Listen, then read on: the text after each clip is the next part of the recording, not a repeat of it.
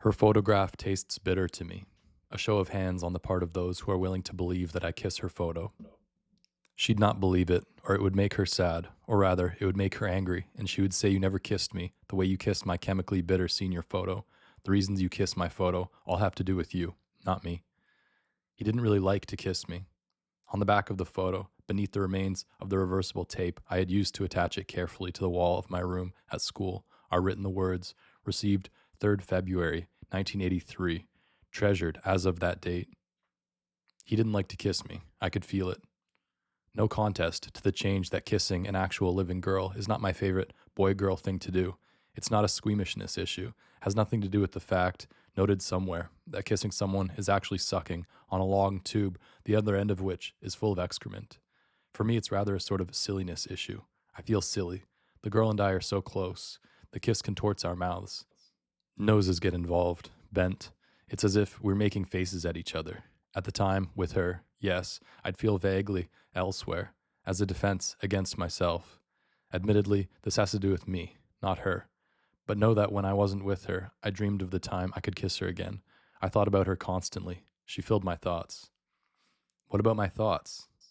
And then let's be equally candid about the utter lack of self-consciousness with which I'd kiss her elsewhere. Slowly, and in a way I'd found too soon she loved, and she'd admit she loved it. She does not lie. She'd admit to the pillow over her face to keep her quiet for the people in the other apartments.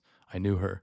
I knew every curve, hollow, inlet, and response of a body that was cool, hard, tight, waistless, vaguely masculine, but still thoroughly exciting, quick to smile, quick to arch, quick to curl and cuddle and cling. I could unlock her like a differential, work her like an engine. Only when I was forced to be away at school did things mysteriously change. I felt like there was something missing. I kiss her bitter photo. It's cloudy from kisses. I know the outline of my mouth from her image. She continues to teach me without knowing. My feelings changed. It took time, but I felt like there was something missing. He just works all the time on well-formed formulas and poems and their rules. They're the things that are important to him. He'd tell me he missed me and then stay away.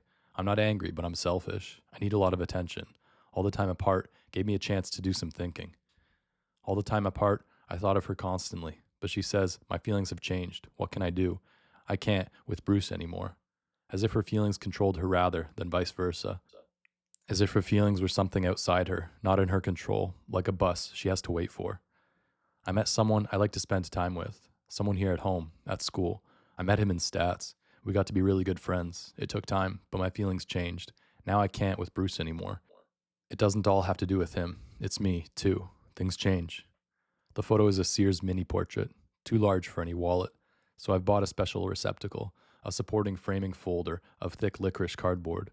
The receptacle is now wedged over the sun visor, along with a toll ticket on the passenger side of my mother's car. I keep the windows rolled up to negate any possibility of the photos blowing around, coming to harm.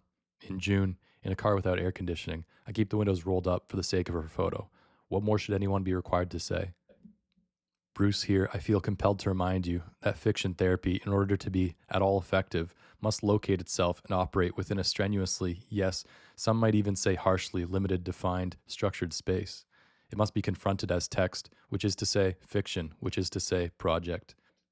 Sense one's unease as you establish a line of distraction that now seems without either origin or end.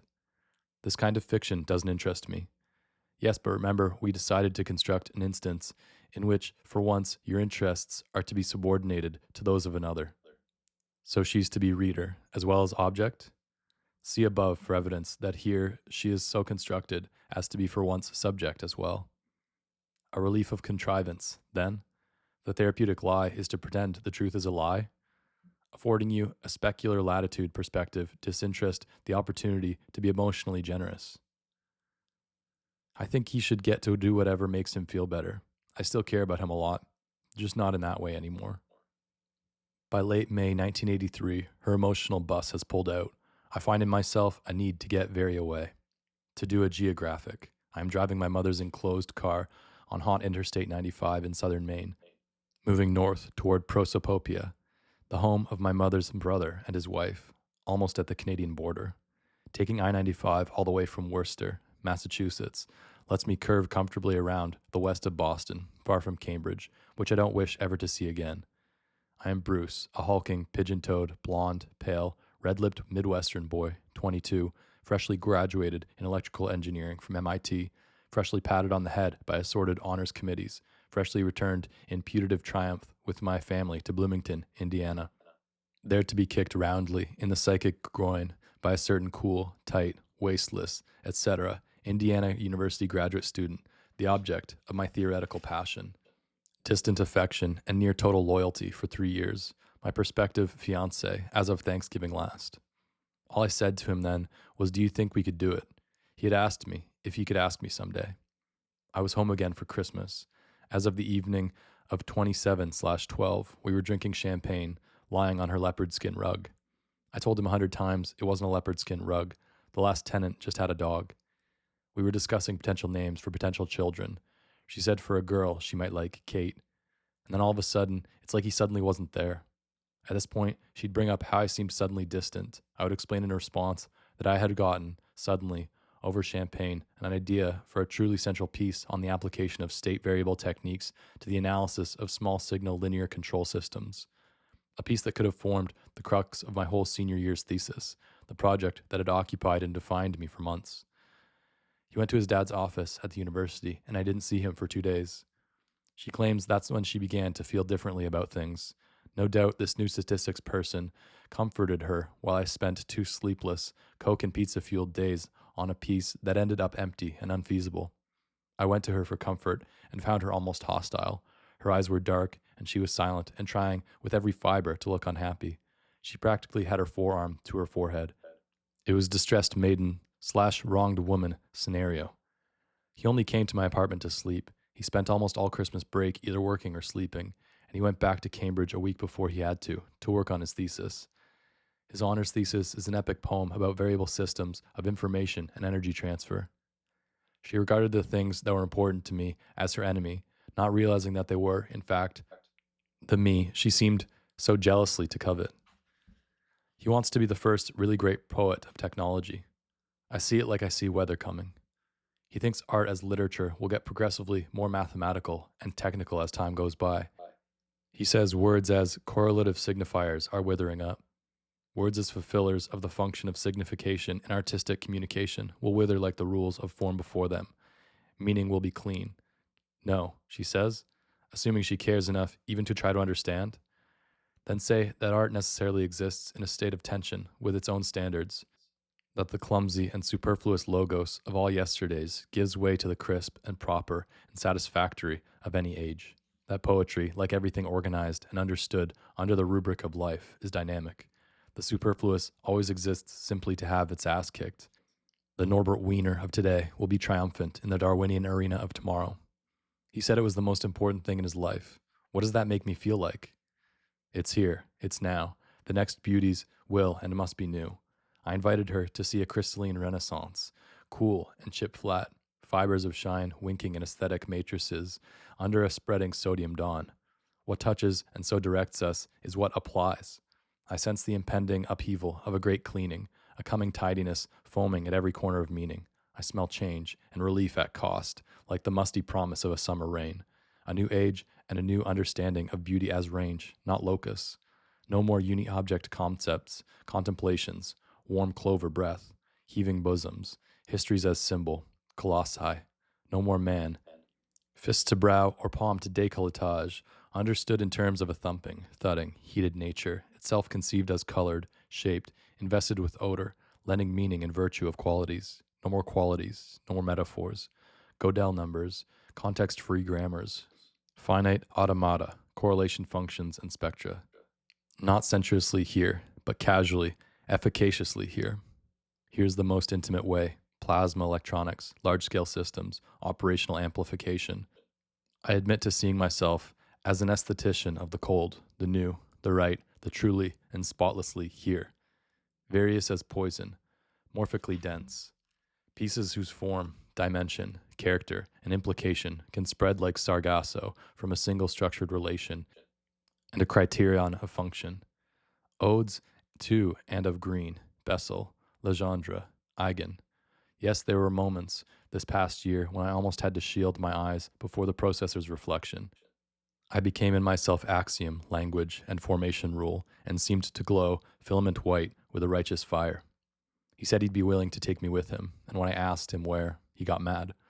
I was convinced I could sing like a wire at Kelvin, high and pale, burn without ignition or friction, shine cool as a lemony moon, mated to a lattice of pure meaning, interferenceless transfer, but a small, quiet, polite, scented, neatly ordered system of new signals has somehow shot me in the head. With words and tears, she has amputated something from me. I gave her the intimate importance of me, and her bus pulled away, leaving something key of mine inside her, like the weapon of a bee. All I want to do now is drive very away, to bleed, which is neither here nor there. No, the thing to see is exactly that it's there. That Maine is different from, fundamentally, other than both Boston and Bloomington. Unfamiliar sights are a balm. From the hot enclosed car, I see rocks veined with glassy color, immoderate blocks of granite whose cubed edges jut tangent to the scraggled surface of hills, slopes that lead away from the highway in gentle sine curves. The sky is a study in mint. Deer describe brown parabolae by the sides of the forested stretches. I sense feeling being avoided, not confronted, Bruce. Maybe here, we might just admit together that if one uses a person as nothing more than a receptacle for one's organs, fluids, and emotions, if one never regards her as more than an independent from the feelings and qualities one is disposed to invest her with from a distance, it is wrong then to turn around and depend on her feelings for any significant part of one's own sense of well-being. Bruce, why not just admit that what bothers you so much is that she has given irresistible notice, that she has an emotional life with features that you knew nothing about, that she is just plain different from whatever you might have decided to make her into for yourself. In short, a person, Bruce. Look, a huge black bird has curved through the corner of my sight and let loose a strangely lovely berry rainbow of guano on the center of the windshield near Smyrna, Maine. And under the act of this spectrum, from a remote height, a unit of memories is laid out and systematized like colored print on the gray, chewed-looking two-lane road ahead of me. The trip I took with my family here to Prosopopia just 2 summers ago, and how she braved her own stone-faced parents' disapproval to come along. How she and my sister discovered they could be friends. How she and I touched knees instead of holding hands on the airplane because my mother was seated next to her and she felt embarrassed. I remember with my gut the unbreachable promise of a whole new kind of distance implicit in the dizzying new height we all seemed to reach in the airplane on this long, storm-threatened flight, up to where the sky first turned cold and then darkened to cadet, and we smelled space just above. How the shapes of a whole terrain of clouds from inside the sky took on the modal solidity of the real, shaggy buffalo heads, tattered bridges, the topology of states, political profiles, intricately etched turds. We flew away over the flat summer board games of Indiana and Ohio. Thunderstorms over Pennsylvania were great anvils that narrowed darkly to rain on counties. We had a steel belly. I remember a jutting, carbuncular ruby ring on the finger of an Indian woman in the seat across the aisle, a dot stained into her forehead, robes so full they seemed to foam, her dark husband in a business suit, with white eyes and white teeth and impossibly well-combed hair. And this place you would take the girl to, someday? And why now that she is forever absent does she become that place, the loss of which summons images of decapitation and harm? Little I-95 proceeds north to Holton, Maine, then curves east into New Brunswick. I exit the highway at Holton, pay my toll, and, via a side street that leads between the Hagen Cabinet Company and the Atrium Supper Club, come out on County Route 1. Again, heading due north, through dense farmland, toward Mars Hill, and then Prosopopia. The sun gets gradually to my left over ranges of pale purple earth I learned 2 years ago are colored by the young potato plants they feed. An irrigation generator howls and clanks by the road a few miles out of Mars Hill. And in this purple, now an intricate circuit of tiny rivers runs red in the late light. Just farther up one is a hand-lettered sign announcing hubcaps for sale, spoils of war with the rutted road, the improbable wares displayed in long rows on my right, glinting dull pink on a fence and the side of a barn-red barn, looking like the shields of an army of dwarfs. About everything there is an air of age, clocks running slow on sluggish current. The sun setting to the left means to the west, meaning even here you remember things west, Bruce, meaning one becomes uncomfortable at this new silence from a subject in a West we have evidence you remember. One voice cannot just shut off another, even in a structure of lies, if light is to be shed the way we profess to. Perhaps I should mention that at the toll booth for the Holton exit, her photos receptacle came free when I pulled down the visor to get at the ticket and curved airborne over to me in the backwash from the window I had to roll down and ended half wedged between the brake and the floor. In reaching for it, I dropped my money and somehow touched the accelerator with my foot. The car moved forward and nudged the controlled gate that lowers to stop a vehicle until its debt to the state is discharged. The woman in the toll booth was out like a shot. A policeman in his cruiser by the road looked over and put down something he was eating. I had to scoop up my money and fork it over at the gate. The receptacle was bent and dusted with floor dirt and cracker crumbs. The toll taker was polite but firm. There was honking. The trip Bruce and his parents and his sister invited me for to Maine year before last was the last time I think everything was totally good between us. On the trip, he pointed at things out of the airplane window and made his mom and I laugh. We kept our legs touching, and he'd touched my hand too, very gently, so his mom wouldn't see him.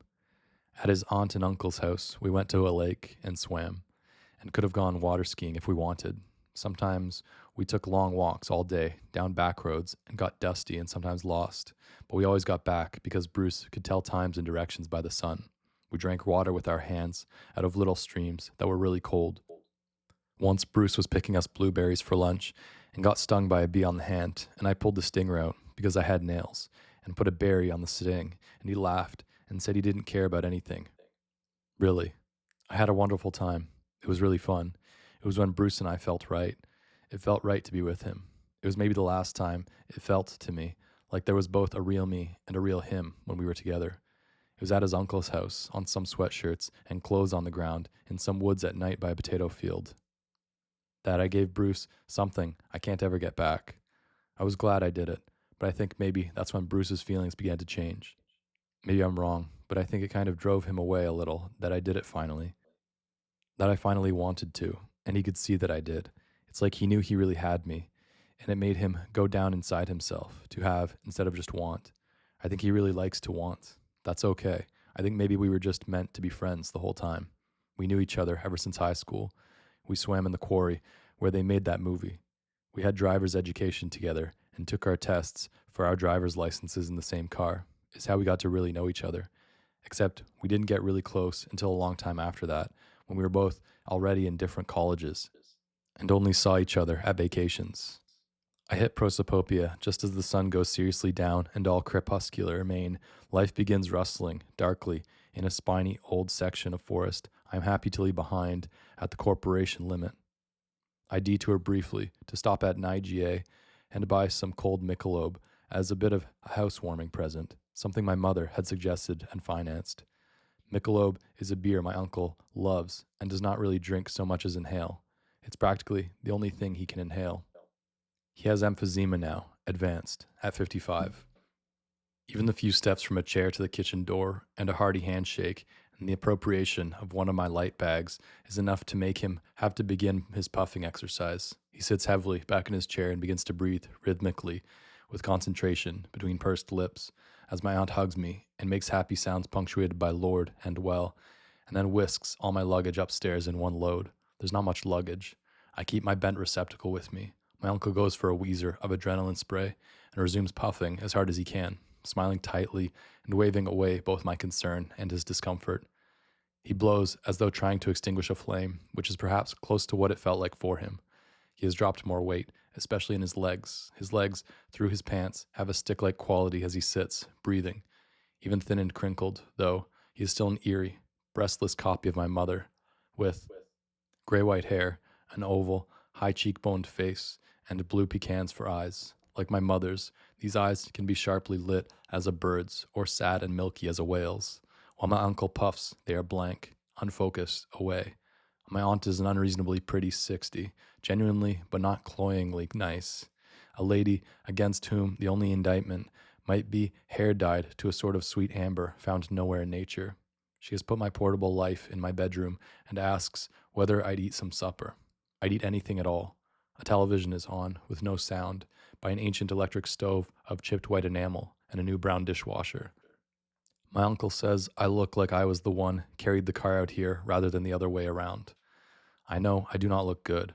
I've driven straight for almost 30 hours, a trip punctuated only by the filling and emptying of various tanks. My shirt is crunchy with old sweat. I have a really persistent piece of darkened apple skin between my two front teeth, and something has happened to a blood vessel in one of my eyes from staring so long at distance and cement. There's a small nova of red at the corner and a sandy pain when I blink.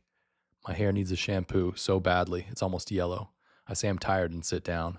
My aunt gets bread from an actual bread box and takes a dish of tuna salad out of the refrigerator and begins stirring it up with a wooden spoon. My uncle eyes the beer on the kitchen counter. Two tall silver six-packs already spreading a bright puddle of condensation on the linoleum. He looks over at my aunt, who sighs to herself and gives a tiny nod. My uncle is instantly up, no invalid. He gets two beers loose and puts one in front of me and pops the other and drains probably half of it in one series of what I have to say are unattractively foamy swallows. My aunt asks whether I'd like one sandwich or two. My uncle says I'd better just eat up that tuna salad, that they've had it twice now, and if it hangs around much longer, they're going to have to name it. His eyes are completely back, they are in him, and he uses them to laugh, to tease, to express, just like his sister. He looks at the Sears receptacle by my place at the table and asks what I've got there. My aunt looks at him. I say memorabilia. He says it looks like it had a hard trip. The kitchen smells wonderful, of old wood and new bread and something sharply sweet, a faint tang of tuna. I can hear my mother's car ticking and cooling out in the driveway.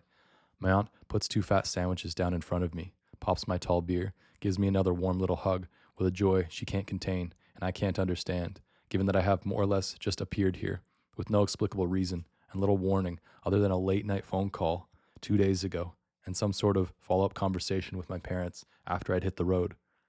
She says it's a wonderful surprise having me come visit them, and she hopes I'll stay just as long as I'd like and tell her what I like to eat so she can stock up and didn't feel so good and proud graduating out of such a good school in such a hard subject that she could never in a dog's age understand. She sits down. We begin to talk about the family. The sandwiches are good, the beer slightly warm.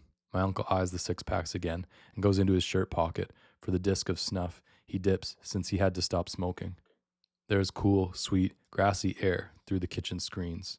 I'm too tired not to feel good. I feel so sorry when he said he was going to have to go out of town, maybe for the whole summer. But I got mad when he said now we were even, summer for summer, because him leaving this summer is his choice, just like last summer was all his choices, too. He stayed in Cambridge, in Boston, last summer to work on starting his project, and he got a research job in his engineering lab, and he didn't even ever really explain why he didn't want to come be in Bloomington for the summer, even though I just got my BA here. But he sent me a big arrangement of roses and said for me to come live with him and be his love in Boston that summer, that he missed me so much he couldn't endure it, and I went through a lot of deciding, but I did. I used my graduation present money to fly to MIT and got a job as a hostess in Harvard Square at a German restaurant, the Worst House. And we had an apartment in the back bay with a fireplace that was really expensive. But then after some time passed, Bruce acted like he really didn't want me to be there. If he'd said something about it, that would be one thing, but he just started being really cold. He'd be away at the lab all the time, and he never came in to see the Worst House. And when we were alone at home, he didn't touch me for a week once, and he'd snap sometimes or just be cold. It was like he was repulsed by me after a while. I'd started taking birth control pills by then. Then in July once, he didn't come home or call for a day and a night, and when he did, he got mad that I was mad that he didn't. He said, why couldn't he at least have some vestige of his own life every once in a while? I said he could, but I said it just didn't feel to me like he felt the same anymore. He said, how dare you tell me what I feel? I flew back home a few days later. We decided that's what I better do, because if I stayed, he'd feel like he had to be artificially nice all the time, and that wouldn't be any fun for either of us. We both cried a little bit at Logan Airport when he took me on the bus. In Bloomington, my family threw confetti on me when I got home. They were glad to have me back, and I felt good to be home, too. Then a day later, Bruce sent arranged roses again and called and said he'd made a ghastly error, and he flew back home, too, and said he was very sorry that he had got obsessional about all sorts of exterior things, and he tried to make me understand that he felt like he was standing on the cusp between two eras, and that however he'd acted, I should regard as evidence of his own personal shortcomings as a person, not as anything about his commitment to me as a lover. And I guess I had so much invested in the relationship by then that I said, okay, that's okay. And he stayed in Bloomington over a week, and we did everything together. And at night, he made me feel wonderful. It could really be wonderful being close with him. And he said he was making me feel wonderful because he wanted to, not because he thought he had to. Then he went back to Boston and said, wait for me till Thanksgiving. Don't sit under apple trees, and I'll come back to you. So I did. I even turned down friendly lunch invitations and football tickets from guys in my classes. And then Thanksgiving and Christmas felt to me like the exact same thing as that bad part of the summer in the Back Bay. My feelings just started to change. It wasn't all him. It took time. But after time passed, I felt something was missing. And I'm selfish. I can only feel like I'm giving more than I'm getting for so long. Then things change. Bruce, perhaps here's the opportunity to confront the issue of your having, on 4 separate occasions last fall, slept with a Simmons College sophomore from Great Neck, New York. Perhaps you'd care to discuss a certain Halloween party. Last summer was no fun, and when I'd tell him that at Christmas, he'd get mad and tell me not to bring it up unless I was trying to really tell him something. I'd already started to be friends with the guy from Stats, but I wouldn't have even been interested in hanging around with him if things had been okay with Bruce and me. I sleep and eat and sit around a great deal, and the red in my eye slowly fades. I wash insects' remains from my mother's windshield.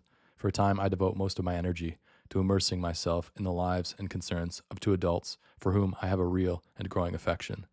My uncle's an insurance adjuster, though he's due for early retirement at the end of the year because of the state of his wind. The family worries about the possibility of his car breaking down on one of the uncountable Aroostook County roads he crisscrosses every day, adjusting claims. The winters here are killers. I have the feeling that when my uncle retires, he will do nothing but watch television and tease my aunt and relate stories about the claims he adjusts. His stories are not to be believed. They all start with, I had a loss once.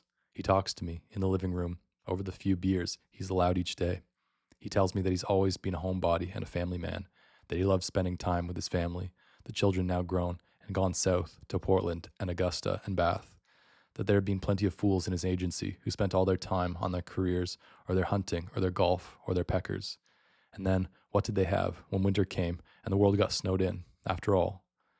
My aunt teaches 3rd grade at the elementary school across town and has the summer off, but she's taking 2 courses, a French and a sociology, at the University of Maine's Prosopopia branch downtown. For a few days after I'm rested, I ride over with her to the little college and sit in the campus library while she's in class. The library is tiny, cute, like the children's section of a public facility, with carpet and furniture and walls colored in the muted earth tones of autumn rot. There's hardly anyone in the summer library except 2 very heavy women who inventory the books at the tops of their lungs. It is at once too noisy and too quiet to do any real work, and I have no ideas that do not seem to me shallow and overwrought. I really feel sitting, trying to extrapolate on the equations that have informed the last 2 years of my life, as though I'd been shot in the head. I end up writing disordered pieces, or more often letters, without direction or destination. What is to prove? It seems as though I've disproved everything. I soon stop going to the UMP library. Days go by, and my aunt and uncle are impeccably kind, but Maine becomes another here instead of a there. Explain. Things become bad. I now have a haircut, the shadow of which scares me. It occurs to me that neither my aunt nor my uncle has once asked what happened to the pretty little thing that came visiting with us last time we were up, and I wonder what my mother has said to my aunt. I begin to be anxious about something I can neither locate nor define.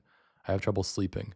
I wake very early every morning and wait, cold, for the sun to rise behind the gauzy white curtains of my cousin's old room. When I sleep, I have unpleasant, repetitive dreams involving leopards, skinned knees, a bent old cafeteria fork with crazy tines. I have one slow dream in which she is bagging leaves in my family's yard in Indiana, and I am pleading with her magically to present with amnesia, to be for me again, and she tells me to ask my mother, and I go into the house, and when I come out again, with permission, she is gone. The yard knee-deep in leaves. In this dream, I am afraid of the sky. She has pointed at it with her rake handle, and it is full of clouds which, seen from the ground, form themselves into variegated symbols of the calculus and begin to undergo manipulations I neither cause nor understand. In all my dreams the world is windy, disordered, gray. Now you stop kissing pictures and tearing up proofs and begin to intuit that things are, and have been, much more general and in certain respects sinister all along. I begin to realize that she might never have existed, that I might feel this way now for a different, maybe even no, reason. The loss of a specific referent for my emotions is wildly disorienting. 2.5 weeks have passed since I came here. The receptacle is lying on the bureau in my room, still bent from the toll booth. My affections have become a sort of faint crust on the photo, and the smell when I open the receptacle in the morning is chemically bitter. I stay inside all day, avoid windows, and cannot summon hunger. My testicles are drawn up constantly. They begin to hurt. Whole periods of time now begin to feel to me like the intimate, agonizing interval between something's falling off and it's hitting the ground. My aunt says I look pale. I put some cotton in my ear, tell her I have an earache, and spend a lot of time wrapped in a scratchy blanket, watching Canadian television with my uncle. This sort of thing can be good. I begin to feel as though my thoughts and voice here are in some way the creative products of something outside me, not in my control, and yet that this shaping, determining influence outside me is still me. I feel a division, which the outside voice posits as the labor pains of a nascent emotional conscience. I'm invested with an urge to write it all out, to confront the past and present as a community of signs, but this requires a special distance I seem to have left behind. For a few days, I exercise instead, go for long, shambling runs in jeans and sneakers, move some heavy mechanical clutter out of my uncle's backyard. It leaves me nervous and flushed, and my aunt is happy. She says I look healthy. I take the cotton out of my ear. All this time, you're communicating with no one. I let my aunt do the talking to my parents. I do, though, have one odd and unsatisfactory phone conversation with my eldest brother, who is an ophthalmologist in Dayton. He smokes a pipe and is named Leonard. Leonard is far and away my least favorite relative, and I have no clue why I call him one night, collect, very late, and give him an involved and scrupulously fair edition of the whole story. We end up arguing. Leonard maintains that I am just like our mother and suffer from an unhappy and basically silly desire to be perfect. I say that this has nothing constructive to do with anything I've said, and that furthermore, I fail to see what's so bad about wishing to be perfect, since being perfect would be, well, perfect. Leonard invites me to think about how boring it would be to be perfect. I defer to Leonard's extensive and hard-earned knowledge about being boring, but do point out that since being boring is an imperfection, it would by definition be impossible for a perfect person to be boring. Leonard says I've always enjoyed playing games with words in order to dodge the real meanings of things. This segues with suspicious neatness into my intuitions about the impending death of lexical utterance, and I'm afraid I indulge myself for several minutes before I realize that one of us has severed the connection. I curse Leonard's pipe and his wife with a face like the rind of a ham. Though of course your brother was only pointing out that perfection, when we get right down to the dark, cheese-binding heart of the matter, is impossible. There's no shortage of things that are perfect for the function that defines them. Pino's axioms, a chameleon's coat, a Turing machine. Those aren't persons. No one has ever argued persuasively that that has anything to do with it. My professors stopped trying. Could we possibly agree on whom you might ask now? He said real poetry won't be in words after a while. He said the icy beauty of the perfect signification of fabricated nonverbal symbols and their relation through agreed-on rules will come slowly to replace first the form and then the stuff of poetry. He says an epoch is dying, and he can hear the rattle. I have all this in letters he sent me. I keep all my letters in a box. He said poetic units that allude and evoke and summon, and are variably limited by the particular experience and sensitivity of individual poets and readers, will give way to symbols that both are and stand for what they're about, that both the limit and the infinity of what is real can be expressed best by axiom, sign, and function. I love Emily Dickinson. I said I wasn't going to pretend like I understood and disagreed, but it seemed like what he thought about poetry was going to make poetry seem cold and sad. I said a big part of the realness that poems were about for me when I read them was feelings. I wasn't going to pretend to be sure, but I didn't think numbers and systems and functions could make people feel any way at all. Sometimes when I said it, he felt sorry for me and said I wasn't conceiving the project right, and he'd play with my earlobes. But sometimes at night he'd get mad and say that I was just one of those people that are afraid of everything new and unavoidable and think they're going to be bad for people. He came so close to calling me stupid that I almost got really mad. I'm not stupid. I graduated college in 3 years, and I don't think all new things and things changing are bad for people. How could you think this was what the girl was afraid of? Today, a little over 3 weeks in prosopopia, I am sitting in my relative's living room with the cotton back in my ear, watching the lunchtime news on a Canadian station. I suspect it's nice outside. There's trouble in Quebec. I can hear my aunt saying something. In the kitchen. In a moment, she comes in, wiping her hands on a small towel, and says that the stove is acting up. Apparently, she can't get the top of the stove to heat. That sometimes it acts up. She wants to heat some chili for my uncle, and me to eat when he comes home for lunch. He'll be home in the early afternoon. There's not much else for a good lunch in the house, and she's not fussy for going to the IGA because she has to prepare for a French quiz. And I'm certainly not going to go out in the wind with that ear acting up like it's been, and she can't get the stove to work. She asked me if I could maybe have a quick look at the stove. I'm not afraid of new things. I'm just afraid of feeling alone, even when there's somebody else there. I'm afraid of feeling bad. Maybe that's selfish, but it's the way I feel. The stove is indeed officially acting up. The stovetop burners do not respond. My aunt says it's an electrical thingamy in the back of the stove that comes loose. That my uncle can always get it working again, but he won't be home until she's already in class, and the chili won't be able to simmer, reblend, get tasty. She says, if it wouldn't make my ear hurt, could I try to get the stove going? It's an electrical thingamy, after all. I say no problem. She goes for my uncle's toolbox in the closet by the cellar door. I reach back and unplug this huge, ugly old white stove, pull it away from the wall and the new dishwasher. I get a Phillips out of my uncle's box and remove the stove's back panel. The stove is so old, I can't even make out the manufacturer's name. It is possibly the crudest piece of equipment ever conceived. Its unit cord is insulated in some sort of ancient fabric wrap with tiny red barber spirals on it. The cord simply conducts a normal 220 house AC into a 5-way distributor circuit at the base of the stove's guts. Bundles of thick, inefficient wires in harness lead from each of the 4 burner controls and from the main oven's temperature setting into outflow jacks on the circuit. The burner controls determine temperature level at the selected point through straightforward contact and conduction of AC to the relevant burner's heating unit, each of which units is simply a crudely grounded high-resistance transformer circuit that conducts heat, again through simple contact, into the black iron spiral of its burner. Energy-to-work ratios here probably sit at no better than 3/2. There aren't even any reflecting pans under the burners. I tell my aunt that this is an old and poor and energy-efficient stove. She says she knows and is sorry, but they've had it since before Kennedy, and it's got sentimental value, and that this year it came down to either a new stove or a new dishwasher. She's sitting at the sunlit kitchen table, reviewing verb tenses, apologizing about her stove. She says the chili needs to go on soon to simmer and reblend if it's going to go on at all. Do I think I can fix the thingamy, or should she run to the store for something cold? I've only gotten 1 letter since he left, and all it says is how much he's taking care of a picture of me, and would I believe he kisses it? He didn't really like to kiss me. I could feel it. The harnessed bundles of insulated wires all seem well connected to their burner's transformers, so I have to disconnect each bundle from its outflow jack on the distributor circuit and look at the circuit itself. The circuit is just too old and grimy and crude and pathetic to be certain about, but its AC input and hot current outputs seem free of impediment or shear or obvious misconnection. My aunt is conjugating French IR verbs in the imperfect. She has a soft voice. It's quite pretty. She says, Je venais, tu venez, il venait, elle venait. Nous venions, vous veniez, il venait, elle venait.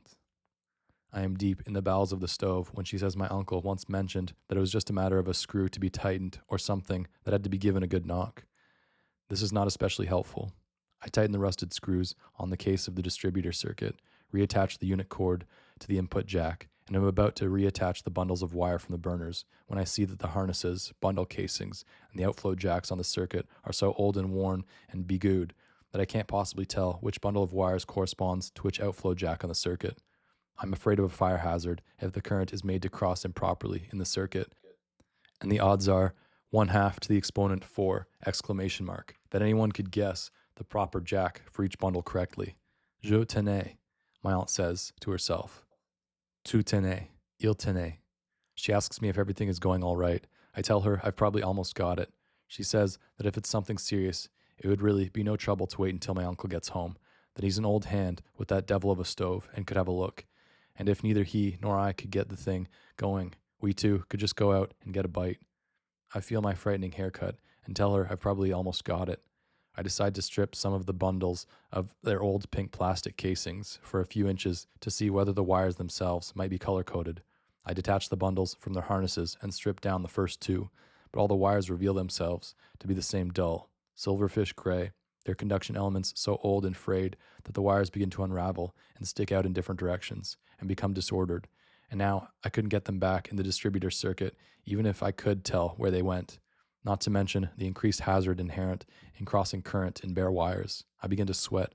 I notice that the stove's unit cord's cloth insulation is itself so badly worn that one or two filaments of copper 220 wire are protruding. The cord could have been the trouble all along. I realized that I should have tried to activate the main oven unit first to see whether the power problem was even more fundamental than the burner bundles or the circuit. My aunt shifts in her chair. I begin to have trouble breathing. Stripped, frayed burner wires are spread out over the distributor like gray hair. The wires will have to be rebound into bundles in order to be reinserted and render the burners even potentially workable. But my uncle has no tool for binding, nor have I ever personally bound a system of wire. The work that interests me is done with a pencil and a sheet of paper, rarely even a calculator, and the cutting edge of electrical engineering. Almost everything interesting is resolvable via the manipulation of variables. I've never once been stumped on an exam, ever, and I appear to have broken the miserable piece of shit stove. I am unsure what to do. I could attach the main oven's own conduction bundle to a burner's outflow jack on the distributor circuit, but I have no idea how hot the resultant surge would render the burner. There is no way to know, without data on the resistance ratios in the metal composition of the burners. The current used to heat a large oven, even to warm, could melt a burner down. It's not impossible. I begin almost to cry. My aunt is moving onto the IR/ISS verbs. Je partissais, tu partissais, il partissait, elle partissait. You're unable to fix an electric stove? My aunt asks again if I'm sure it's no problem, and I don't answer because I'm afraid of how my voice will sound. I carefully disconnect the other end of each bundle from each burner's transformer and loop all the wire very neatly and lay it at the bottom of the stove. I tidy things up. Suddenly, the inside of this stove is the very last place on earth I want to be. I begin to be frightened of the stove. Around its side, I can see my aunt's feet as she stands. I hear the refrigerator door open. A dish is set on the counter above me, and something crinkly removed. Through the odors of stove slime and ancient connections, I can smell a delicate waft of chili. I rattle a screwdriver against the inside of the stove, so my aunt thinks I'm doing something. I get more and more frightened. He told me he loved me lots of times. Frightened of what? I've broken their stove. I need a binding tool, but I've never bound a wire.